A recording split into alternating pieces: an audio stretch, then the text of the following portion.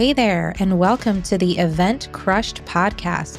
Each week, we'll be chatting about all things wedding industry, entrepreneurship, and how to crush it in life and business. I'm so glad you're here. Now, let's dive into this week's episode.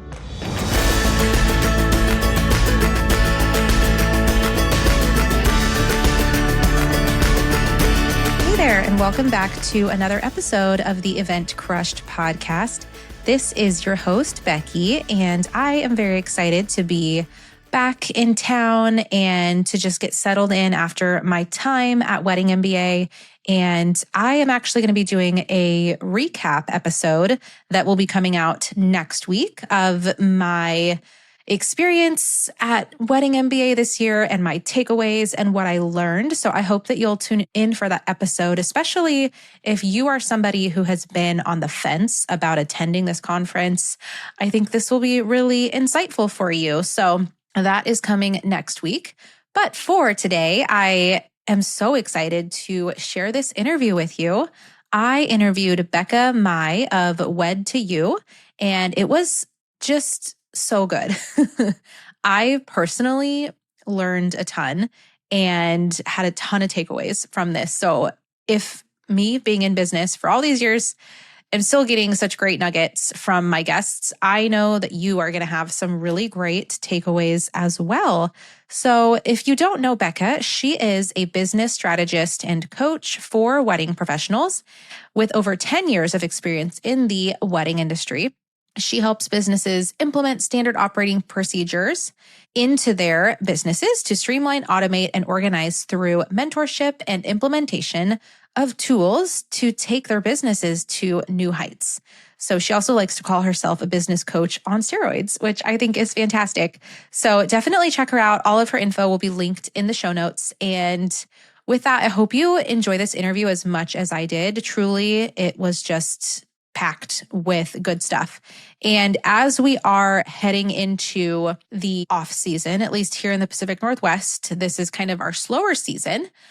I think now is the best possible time to be doing an audit of our businesses and going through and just seeing what we can make better, what we can improve. This is something we want to be doing and thinking about regularly, but I think it's so smart to set aside time during the slower season and just sit down and do exactly what Becca says. She breaks down each area for us, go through each of these areas and figure out, what's working, what's not working, and what can I make better. And that's going to just set you up for success heading into 2025 and hopefully a very busy engagement season, which is just right around the corner. So with that, let's jump into the interview with Becca.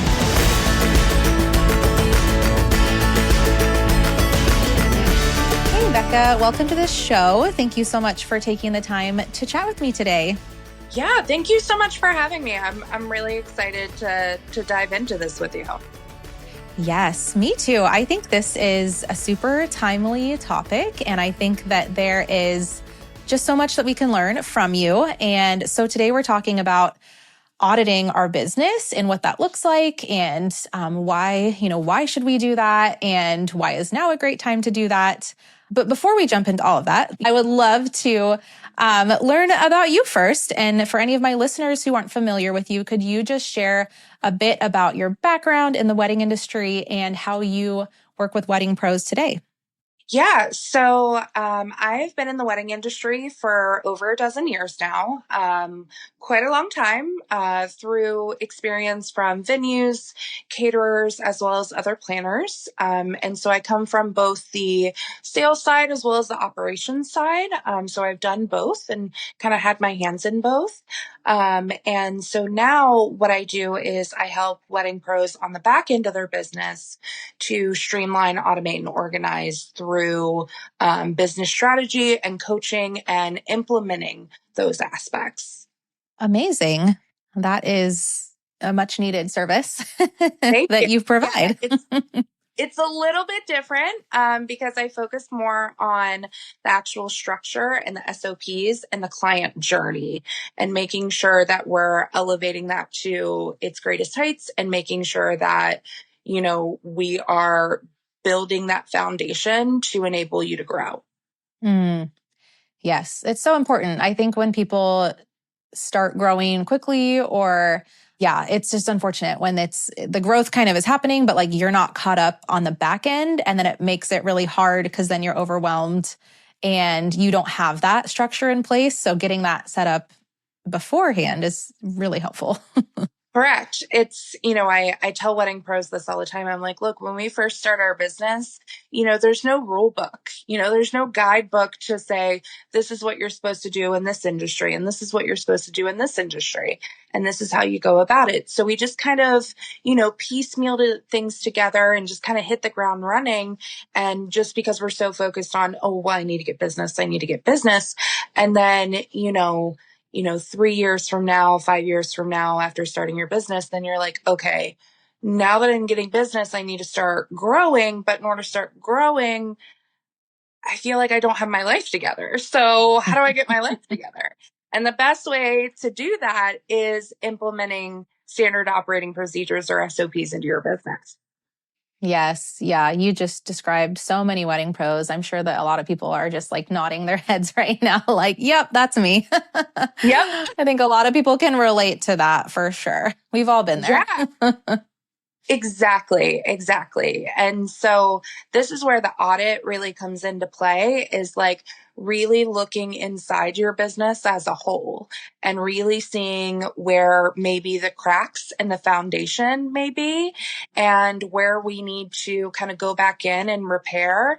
And also maybe we want to add on an extension to our business or, bring in a VA or an accountant or other things to start outsourcing. So that way we can be able to spend more time within our business and, and be able to like not have it run you and you run it. Exactly. Yes. Yes. So if someone has never done an audit on their business before, how often should we be doing this? Like, is this something that you recommend business owners do every year or every quarter or every couple years, or what do you recommend? Sure. So there's the overall audit, which needs to happen, I would say, once a year. And then there's the quarterly or monthly audit, which is just kind of cleaning up some of the things that you currently have, like making sure your inbox is set up for success, making sure your drive is organized, or your cloud storage platform, whether that's Drive or Dropbox or, or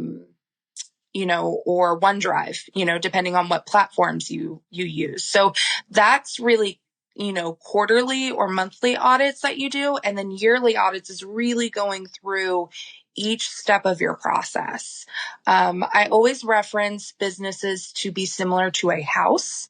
And think of it in that way, as when we first start out, we add the base layer and we put up, the walls, and then, we kind of have the roof and everything's, kind of okay-ish. And then we're like, oh, well, we want to make it pretty, so then we add some paint and, really try to clean it up and really make it feel like us and like our home, which is what your business is. And then, 3 years from starting your business, or 5 years, or maybe even 10 years down the road, you maybe want to add on an extension to your house, AKA building out a team or outsourcing and doing those types of things. But anytime you need to add an extension onto your house or do any updates to your house, you always have to go back to your foundation to make sure it can withstand that. So that's really what is helpful when you're thinking about, doing a business audit, is go back to your foundation, which your foundation is going to be your standard operating procedures. So this includes your workflows, your packages and pricing, your ops workflow, and your offboarding. So you want to make sure that your client journey from start to finish feels smooth, not only just to you, but for your couples and your clients. So going through each section and making sure that you're kind of doing that yearly is something that I generally recommend, which I know sounds kind of overwhelming um, to maybe some people. So I say break it up into chunks. So like for your sales workflow, this is, I like to break things up into sales versus ops. So sales is anything from your contact form and client inquiry all the way up till the couple is booked.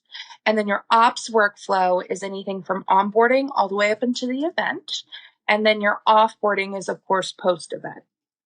Yes, I love the idea of breaking it up like that because I agree. It can feel super overwhelming to look at, all the different areas of your business and like, where do I start? And I think a lot of times people might just put it off because it feels overwhelming and they're like, oh, I'll get to that later. And then before they know it, it's like, mid 2025 and they still haven't done it and it's affecting their business. And so that's why I thought it would be great to get this episode out ASAP because as we're nearing the end of the year, a lot of people are thinking about they're thinking about these things. They're thinking about how to create a better experience for their clients next year and how to just kind of redo any systems in their business that need an overhaul or adding on new systems. So I'm excited to like dive into this more.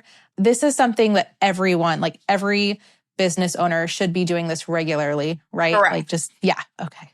Regardless if you're in the wedding industry or not. Like any business owner, any creative, anybody that owns their own business needs to be auditing it once a year. So this can apply to anyone. For sure. Okay. That's what I figured. I didn't think that anyone was like exempt from this. So just so everyone who's listening just understands that this is for you, this is for everybody. So I would love it if you could just kind of walk us through each of those areas that you mentioned and then kind of share like what questions we should be asking ourselves for each area. For sure. So the first thing that I like to start off with is the packages and pricing, because this is actually what kind of sets the tone of what you're going to be selling, what your clients are going to be experiencing. And if you don't have this set up, then you really can't go through a workflow or a process. And so with each package is going to have a different workflow.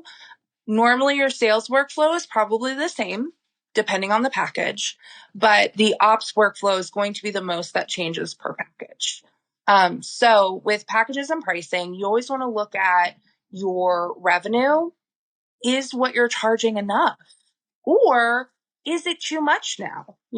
Inflation is starting to, as we can see it, starting to level back out and go back down. Do I need to be charging my florals as much as I did before? Let me go back and let me see. Of course, we always want to make money. We always want to make more than what we're spending on the product, but am I being too egregious? That is something to actually consider depending on the state of the economy.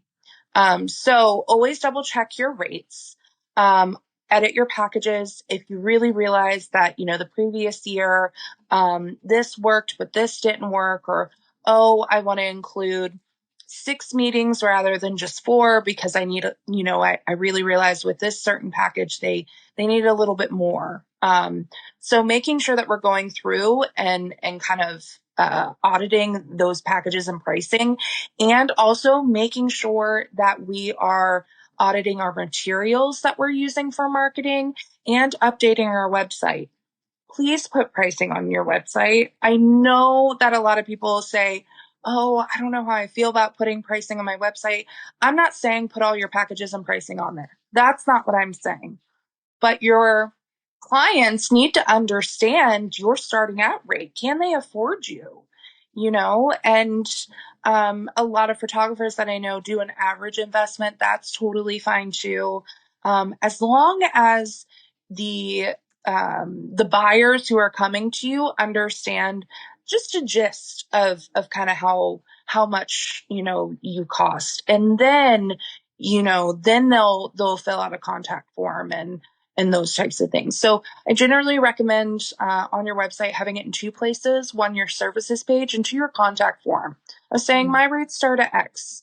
That way, because sometimes they may not view your whole website, may not view the investment page or the services page. They may just go directly to your contact form because they love the look of your homepage, which is great.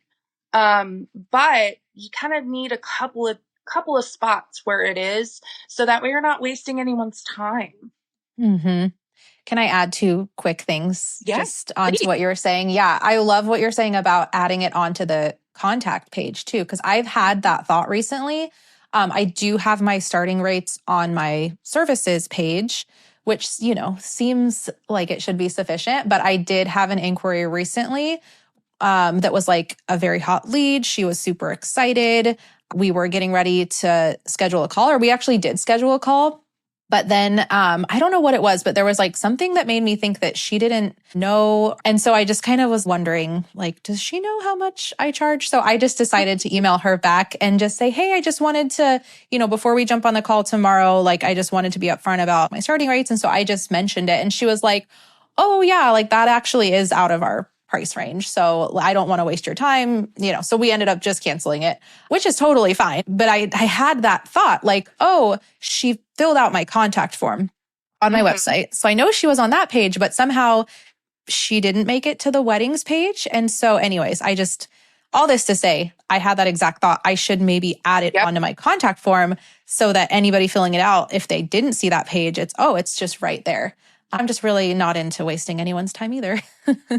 Exactly. I mean, we're busy and so are they, like if we're, I primarily work in weddings. And so if the couples are planning weddings, like they're planning this on top of their full-time job and on top of their personal life too. So it's almost like having a second job because we know as wedding vendors how long it takes to actually plan a wedding.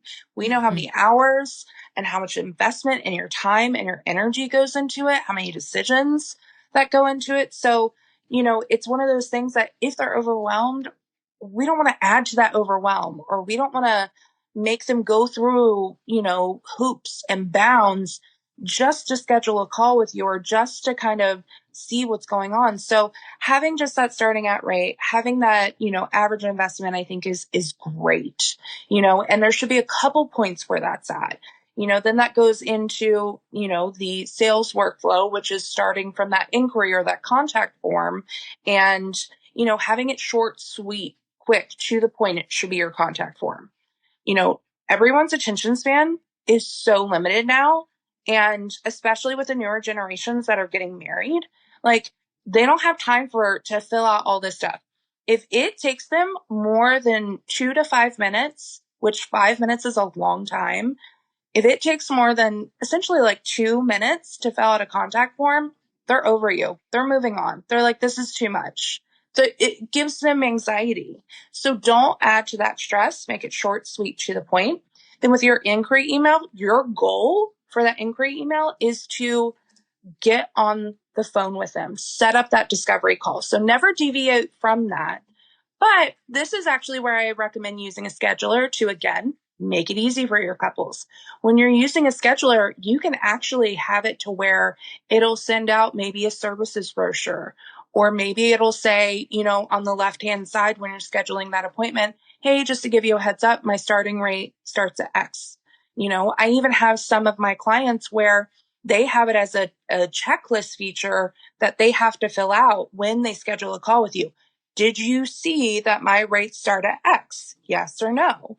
Which is okay, because a lot of my clients, they're in the luxury realm and getting into mid-luxury. And so they don't want to waste anyone's time. They're like, look, if you're not 750 plus per head, like it's not going to work, which is totally fine. It's preparing people and preparing yourself too, to make sure we're not wasting anyone's time.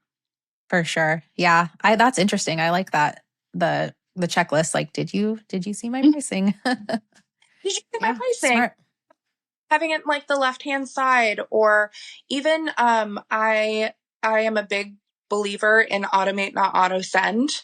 But there's only like 2 times that I say you can auto send something, and that's when somebody schedules a call with you. You can send out your services brochure. Now I say services brochure, but I always tell people, I'm like, it's not actually about your services, which sounds contradictory. Your services brochure is actually to get them hyped about getting to know you and getting on that call with you. So it's about, explaining, how you operate, what's your philosophy, about your team.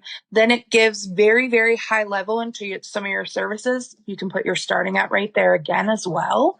And then, testimonials and links to social media, because a lot of times too, our clients that are coming in, they're referrals. They may have not even seen your website. They may have just seen your Instagram, said, I like the way that this looks.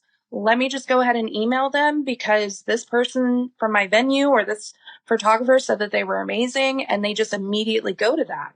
So that'll get them excited to be able to see some of these things that you're doing and be able to follow you if they're not following you already, and really start that connection journey then. Yeah, definitely. Do you, just a clarifying question out of curiosity. So I know some people send kind of that services brochure once somebody inquires, but you are recommending to send it when they book the call, right? Correct. Not send it in your initial email. Do not attach a PDF. You always want to have live links to things that you can deactivate and keep your proprietary information yours. Once you send out a PDF, it's out to the world. You can never get that back. And somebody may have that PDF for years and realize, 5 years from now, your rates are completely different, but they're like, but wait, you had this. So that's why I always recommend live links. And again, the goal for the inquiry email and sending that out is to jump on a call. So that's why we already have the call scheduled. Then this is sent to get them excited. Okay. Yeah, that makes complete sense. I've known for a while that like PDFs aren't the greatest option for things like proposals or services guides, things like that. So I, in my own business, had moved away from PDFs, but that reason wasn't really one of my reasons of like, oh, the information is out there and it can be like outdated and it can be shared, and you know what I mean? So the live links for things, I think, is super smart, because you're right. Like you can update it easily whenever you need to, but you're not having to. Yeah, PDFs are terrible. Like the idea of having to go in and edit it. Well, having to edit it every time you need to like update your pricing or make a change, or it's like, oh, I had a typo there. And then you have to re-edit it and you're sending like a separate thing to each person. It just doesn't make sense to me. So yes, I'm 100% on the same page with the live links. Yeah, I am right there with you. So that's a part of your sales workflow, is going from contact form, editing that, auditing that, then going to your services brochure, auditing that, making sure it's a live link, making sure that it's set up once your discovery call is set up, and then moving into discovery calls. So I want to reiterate to anyone that's listening, your discovery call is not the time to sell to them. That is not the time to sell to them. You really don't want to bring up any pricing. You really don't want to bring any of that up, maybe until the end of the call. You really want that discovery call to discover them as much as they are discovering you. So that way you're making sure that they're the right fit for you, you know? For sure. I really appreciate this perspective of it's a discovery call and you're discovering the couple and if they're a good fit for you, and they're discovering the same thing about you. Exactly. And I also like to say too, like, always make sure that it's a Zoom or a Google Meet or a virtual meeting. That's really important for them to see your face and you to see theirs. You can also meet in person, but I feel like the way that technology has moved nowadays, meeting in person takes way more time and effort. Especially on your couple's end, who are busy humans too. So you always want to make sure that you're making it as easy as possible. And a lot of times the best way to do that is to, do a virtual meeting is always what I recommend, because then you can actually see their reactions. You can actually engage with them. They can engage with you, see your reactions. Over a phone is just not as conducive to that. You can't see, are they rolling their eyes? Are they like, distracted? Are they, like, you can literally see it when somebody is, you're speaking to them and you can see it going from one ear and right out the other, and you're like, okay, this probably isn't, we're not vibing, so it's all about the vibe check, and the vibe check is in the discovery call. And I also like to tell people, don't do very direct questions. Yes, some things you need direct answers on, like logistics, totally. What time is it? What's the location? Have you booked any other vendors? Those types of things. Yes. But when it comes to actually getting to know somebody, the best way to do it is through behavioral questions. Because a lot of times I've found is that when you do behavioral questions with couples, they will spill the tea way more than if you're asking very direct questions. Okay. So what are some examples of behavioral questions? Yeah. So a behavioral question for me is, in order for me to understand my couples, I really like to get to know them on a deeper level and to get to hear their story. So I don't just ask them, oh, when did you two get engaged? How did you two meet? So those are very direct questions that will get you a very short, direct response. Instead, what I actually ask them is, I would love to get to know you two, both on an individual level as well as a couple. Can you tell me about your journeys as individuals as well as a couple? Nice. Right? When you explain it in that term, then they're like, oh, I'll tell you how I grew up and where I grew up. I'll tell you where I went to college and what job I have now and how we met and how they proposed. And, they'll start going into all of that. That's really cool. I'm getting a lot from this interview, but that alone was, I don't do that. I have it's not always the exact same questions that I ask because it kind of depends on the couple, but I ask, tell me the proposal story. When did you guys get engaged? Like just kind of those, because I obviously want to get to know them. And what do you do for a living? And, but then, usually stuff comes up and I'll be like, oh, well, what brought you to Oregon? Or, a lot of my couples live out of state. So it's like, well, what are you guys doing in Texas? But I like this whole idea of framing it as pretty open-ended, and then they can kind of take it whatever direction they want to go with it. And that obviously is really telling because it's, they're going to share the things that are important to them. And yeah, that's cool. It also helps when you use these behavioral questions rather than very direct questions. You'll be able to see what buyer type they are too. And this is a lot of things that people don't realize in the sales workflow is knowing what buyer type they are. So that way you can modify the way that you're selling to them to match what works best for them. Definitely. Yeah. Are these the same buyer types that Sam Jacobson talks about? Do you know? Yeah. Yep. Okay. Okay. Yeah. Yes. Me and Sam, we actually read very similar books on human sociology. So that's actually where it comes from. Even before he brought it up, I was already kind of matching people to actually specific avatars in my head of oh, this person's this type and oh, this person's this type. So I want to make sure that I'm bending and flexible. And that's us as wedding vendors, how we can attract our ideal client if we feel that there are a certain buyer type that just doesn't mesh well to us. And then two, being able to adapt and move to what helps them the best in understanding. Definitely. Okay. Well, I might have to have you back on for another episode and we can talk about the different buyer types because I think that would be really interesting and I think people would love that. Yes, for sure. For sure. Also, I want to state about just the discovery call really quick and then we'll move on to the rest of the sales workflow. But you are there also to provide solutions to them. So they're coming to you with a problem and you need to be able to provide a solution. So one of the behavioral questions could be, when you were searching for a planner, what items were you hoping that the planner could achieve for you? What were you envisioning that the planner can take on for you? Again, that gives it an open-ended dialogue, and then they'll spill to you what their problems are. And then once they finish spilling to you what their problems are, then you can provide solutions for them. So then they're seeing that you're an asset. You're experienced, you're knowledgeable, and you're an asset to them. Yes. Okay. Super smart. Yeah. I love it.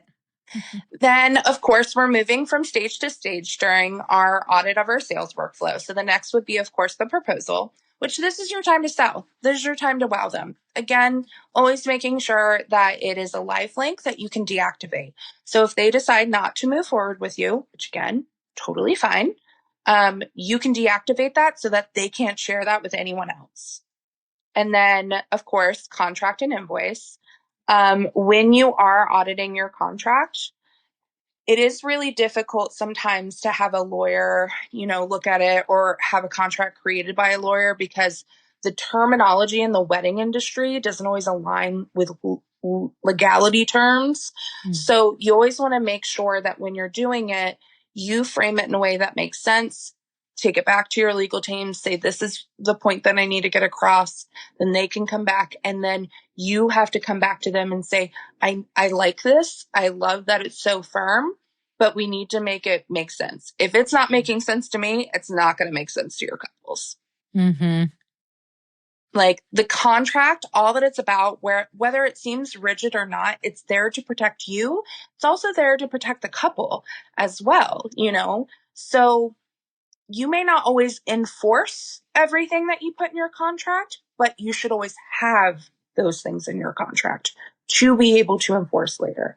There are so many things in my contract that I'm like, oh no, that's totally fine. I'm happy to make an addendum to that for you. Like, that's not a problem. That's why we're in hospitality. We're there to make sure that we're being hospitable to them and amending things to them without breaking our boundaries. For sure. Yeah. And of course, making things as easy as possible for them. Have it be an online DocuSign or through a portal or something like that. And then same with invoice, make it easy to pay.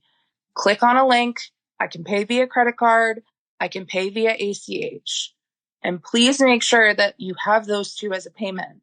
I'm sorry, I'm going to be that person and say, if you tell me to pay you via Venmo or a Cash App, I'm going to be like, I cringe a little because I'm like, ooh, is this an actual legitimate business? If they are, they're going to take credit cards. They're going to take ACH. They're going to have a portal for me. They're going to make it easy to make sure that my information is safe, With a Cash App, I mean, it's just, I get it. I understand it. It should be your very bottom option, not your top. Definitely. I agree. I have the same thoughts because, yeah, I mean, especially like with newer vendors, they're still kind of figuring things out. But I do see that even from like established vendors who are accepting Venmo and these different things. And I'm like, yeah, it doesn't feel the most professional. Correct. So again, I'm not saying don't offer those unless your couple or client asks for them, and being like, hey, can we pay via Venmo? Sure, happy to. That's not a problem. Can we pay via Zelle? Totally fine. That's okay, but it shouldn't be your number one. Right. Exactly. Yeah. Then, so we've just kind of walked through our sales process and auditing that. Now we're moving into the ops workflow. So again, ops is from onboarding all the way up to the event. So with those three, with that actual aspect, the ops workflow, you're going to want to audit your onboarding. Want to make sure that it's ensuring that you have clear boundaries, ensuring that you're communicating all the tools that you're using, and have a path of what it's going to be like to work with you for your couple so that they know what to expect and when to expect it. And then having a welcome letter with this onboarding and with all this information gives your clients and your couples so much relief, because what happens is as soon as they sign a contract, as soon as they put a deposit down, we're not talking about some chump change here. We're talking thousands and thousands of dollars that these couples are putting down. And there's nothing scarier than making a big purchase and then not knowing what's happening next. Then that instills with them buyer's remorse. So you want to not have them get buyer's remorse. And the easiest way to do that is through communication and setting clear expectations and setting boundaries for yourself and for the couple. Yes, absolutely.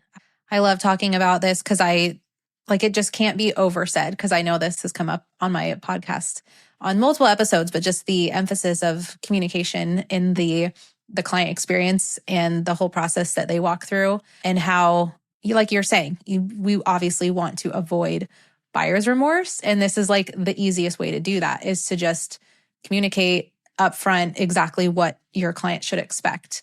Because the worst thing is when you don't do that, and then a client is emailing you, asking you all these questions, like what's going on and when should I expect to hear from you and this and that.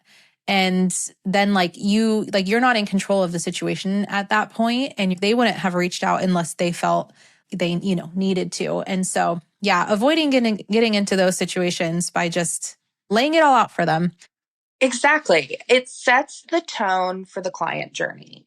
And when your clients or your couples are reaching out to you before you reach out to them, you have already inserted doubt into their minds of, can this vendor accomplish what I need them to do? Will they be there for me? Will they communicate the way that I want them to communicate? Don't put those seeds of doubt in their heads already. Be a step ahead at every single turn. And the best way to do that is by setting out clear expectations. Yes. Such good advice. Yeah. Thank you. Again, we're all human though. I want to stress that too. It's like, I'm human too. So like, we're all bound to like make mistakes because we're not robots. Okay. And that is totally fine. And this is what this audit is for. So I never want anyone that's hearing this to feel inadequate or feeling like you don't have your life together, because you wouldn't be in business. You wouldn't be doing what you're doing if you didn't. So just keep that in mind, is that we're all human. And this is all about just strengthening and enriching the services that we are providing to our couples and clients. Absolutely. Yeah. I just always feel like that's a nice little thing to hear, because we can get so in our heads about it and be like, oh my gosh, I don't have any of this. Or, oh my gosh, am I behind on the times? No, again, there's no rule book. So doing anything to help your business is helping your business. The next big thing, I think we talked about this quite a bit, is communication. Having a portal to stay organized, or a Drive folder, or iCloud storage to keep them on the same page and to keep that communication open. Having tasks and checklists to keep you, your team, and your couples on target and accountable. Accountability is huge. When you do have a team, they're gonna check you too. And that's great. That's what should be happening, because what that means is that they're following the standard operating procedures, which is what we want. Meetings recorded. You always want to have documentation. You always want to have recap convos. This is reducing the amount of he, she, they said. You always want to have a paper trail that you always want to reference back to. So that way, if anything hiccups down the road, which again, we're human, happens, we have a chance to go back and say, well, no, this was this, or no, this was that. Happy to make adjustments, but just so that this is what it was before. And the biggest thing when working with any of your couples is, of course, setting yourself up for success. If you set yourself up for success, then you are setting your couples up for success. So getting those final details, reaching out a little earlier than you said you would, getting things organized, connecting with vendors, scheduling a call with them. I always say over communicating is better than under communicating, because we want to make sure that come to the day, it runs smoothly, not just for the vendors, of course, but also for the couple. That is our priority. We want them to have an amazing time. And the best way to do that is to communicate with everybody in advance, so that way we're all on the same page. Yes, could not agree more. This is just all like music to my ears. Hey! Then what people always actually forget about is the offboarding process. And I try to explain to my clients, I say, the offboarding process is just as important as the onboarding process. The client has gained so much of your proprietary information. So much. This is why we have live links. This is why we have those things. So that way we can If it's in a portal, we can deactivate that portal. We can deactivate that link. Protect Mhm. your proprietary information. That is key. And a lot of times these clients or these couples, again, they're just trying to be helpful. They're like, I've gone through this before. Let me help out my cousin or so-and-so. And it's like, while you're being helpful, they're also not paying for it. Mm. Yeah. Then with offboarding, not only is it important to offboard your clients, it's also important to offboard your vendors. That is something that a lot of people don't think about, of doing a recap email after the wedding. If you are the planner, of friendly reminder of social handles, keep those relationships going. They shouldn't stop. If you had a really amazing time with a vendor, ask them, hey, I think what you do is absolutely amazing. Can I leave a review for you? What's your best method to a preferred, partner? How can I refer you? Let me know what works best for you. Keep those relationships going. So it's not even so much just offboarding the couple, it's also maintaining and establishing those relationships. And again, communicating to the vendors what social handles to use, how to actually tag people appropriately, when to expect galleries, aka don't hound the photographer or the videographer. Like, they're working just as hard. Promise Mhm. they want to share the photos just as much as you want to share the photos. Yep. And also, when you're offboarding your couples and clients, make sure you have a way for them, an easy way that they can leave a review for you or to continue the business. So, for example, with photography, your second sales process actually starts then. And people don't realize that. And they're like, they just let it go. And they're like, here's your gallery. Okay, thanks. Bye. And it's like, no, this is your opportunity. Make sales on getting those prints. Let them know that you do family portraits and would love, to extend, maybe a 5% or 10% discount if they book family photos with you Mm. in the future. Like, that's your time to keep those relationships going. Just because it's a wedding doesn't mean that they're not going to be future celebrations ahead. I Mhm. mean, I've actually done it to where I did their wedding and I did their baby shower. So it's Mhm. like, keep that relationship going. Don't close those doors because you never know where it's going to lead to. That's such good advice. And I think I would imagine that of all these areas that you've gone over, that like offboarding is probably where most people tend to struggle. I could be wrong, but I just, that is something that has come up a lot, is like the offboarding process and like, what are we doing for that? And so I think, now taking the time to really go through that and evaluate, are these, is this working? Like, I'm asking for the reviews, but then I'm not, but then if somebody's like not getting the reviews, okay, well, what's the disconnect? Like, am I not making it easy enough to leave the reviews? Like, am I including the direct links that all they have to do is just go click it? Or am I just saying, hey, could you review me on Google or whatever? So yeah, it's a great time to just kind of evaluate all of those things. And I love what you said too, of course, about just the vendor relationships and continuing that on, and not just kind of like, obviously you work the wedding day together and everything's great. And it's like, okay, see you later. But then to not follow up after the wedding, that's a bummer. And like you said, you can just resend the handles for sharing. You can let them know when to expect the photos, all the things that you said, super important. But I think unfortunately that's something that gets left out a lot.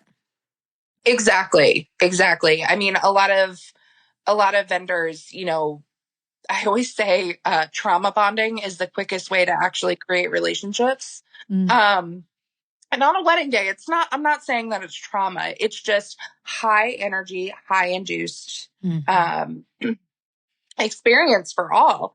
And so when we go through those trials and tribulations together, we end up creating a bond, even though it may be our first time meeting. So don't let that go to waste. Keep that going. And if you are struggling getting reviews, then what's your process for getting reviews? Are you sending an email directly after the wedding with a link for them to share. Are you even following up with them? I actually have it in a process to where I do it right after the wedding so that it's fresh in their minds. And then I also do a 3-month check-in email with them. So like if they haven't left a review, I also just do a 3-month check-in, even if they have left a review, of being like, I just want to see how you two are enjoying, being married. How's everything going?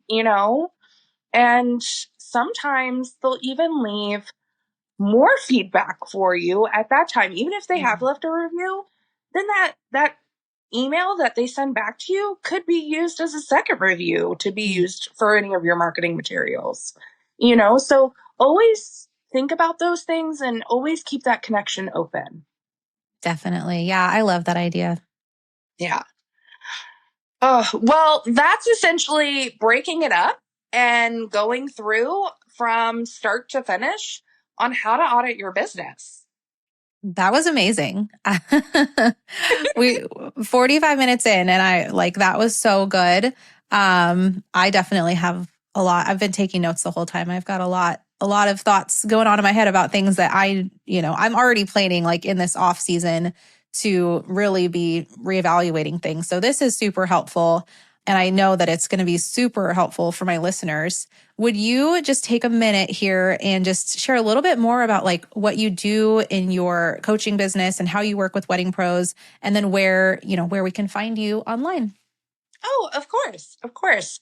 So like I mentioned before, I'm a business strategist. So think of it as a business coach on steroids, because I also offer implementation. So coaching plus implementation on making sure that those things don't fall to the back burner. So with that, I do business audits. I also do the build out of any platforms or portals that you're using. Any of your curated collateral, which I like to say are the pretty things. So client facing forward items like welcome letters or proposals or services brochure or how-to guides. And then also building out your hard collateral, which are going to be more of your internal documents. So those are going to be your sales workflow, your ops workflow, any meeting templates, email templates, things that you have more internally for you and your team to operate on a daily basis. Awesome. Where can my listeners find you? Yes, of course. So you can find me on my website, which is wed2you.co. So that's WED, the number 2, YOU.co, not .com. And of course, Instagram, please follow along. I share a lot of helpful tips and tricks on how to kind of, streamline that client journey for you. And again, my Instagram handle is just Wed2You. Yay, amazing. And I saw too that Emily Foster did your website. Is that right? She did. She did. I love her so we actually met in 2020 when we both started our businesses together, and just have kind of hit it off, from there. And I've even done some back end work for her too. Oh, cool. That's amazing. I feel like the wedding industry is so small. I love it. Yeah, I had her on my podcast a little while ago, and then I got to meet her this past week at Wedding MBA in person. So that was super fun. Yeah, she's awesome. Hey, she's such a sweet soul. Awesome. Well, thank you so much, Becca. This has been so good. I cannot wait to get this out into the world. And I just really appreciate you sharing all of your knowledge with us. Oh my goodness. Of course. Of course.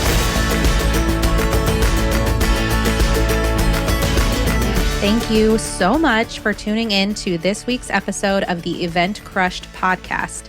I hope you found value in this episode. And if you did, please consider sharing it with a wedding industry friend. We also hope you'll consider leaving a rating or review for the show to help other listeners find it. This podcast is edited and produced by Ace Sound Design. If you're looking to elevate your audio experience, their info can be found in the show description. As always, thank you for listening, and please connect with us on Instagram if you haven't already. Now get out there and crush it.